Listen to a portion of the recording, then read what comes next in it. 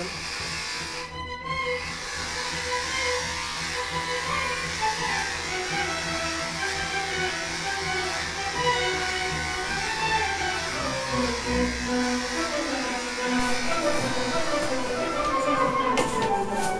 June 2020.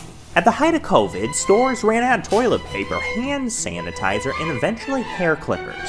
At some point, as hair kept growing, people started looking for a way to cut it at home. What was in stock, though, were hair clipper blades, just the blades.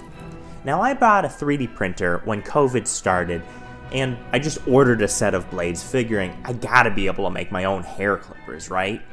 In principle, the design should be simple enough. You have two sets of blades, one is stationary, the other moves back and forth to cut the hair. The only question is what to use to power the blades. Taking inspiration from some of those weird drill-powered gadgets from the 60s, like saws that you could attach to just your drill motor, I figured the easiest way to use an existing motor with a speed controller and design my hair clippers as an attachment to an existing motor. Now, what better than a Dremel? Now, Dremels have a lot of attachments already, and although one of those existing attachments could probably technically cut my hair, I started to design my attachment around that ecosystem. So theoretically, everyone with a Dremel could attach my innovative hair cutting solution to your Dremel at home. The body of the device was designed to mount onto threads on the Dremel. I just designed corresponding threads for my 3D printed body. The more technically challenging aspect was turning the rotating movement of the Dremel, right, as a rotating tool, into linear movement to move that blade back and forth. I ended up designing it as a simple cam, this sort of egg-shaped piece of plastic that attached to this threaded bit so I could load it into the Dremel's chuck. This cam would push a carrier with the blade back and forth along a dovetail, this kind of track, thus turning the circular motion into that linear clipper motion.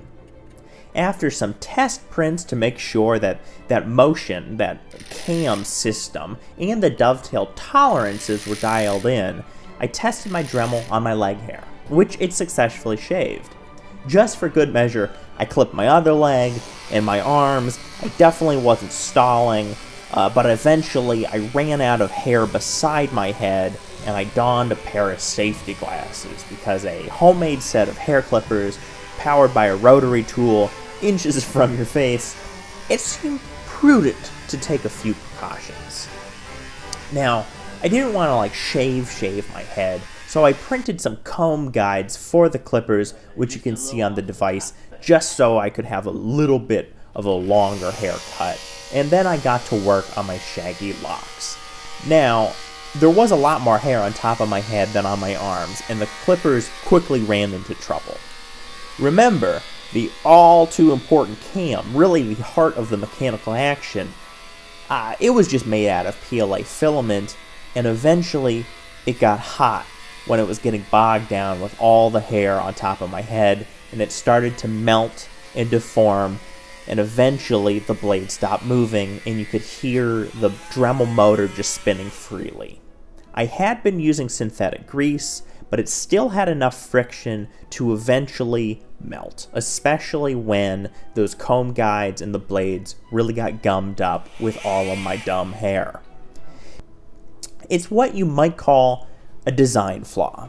Hey guys, this is the midway point of the video.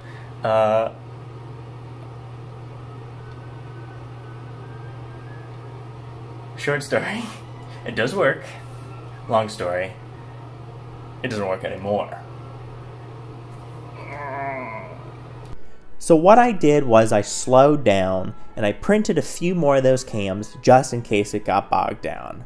Well, it got bogged down several times.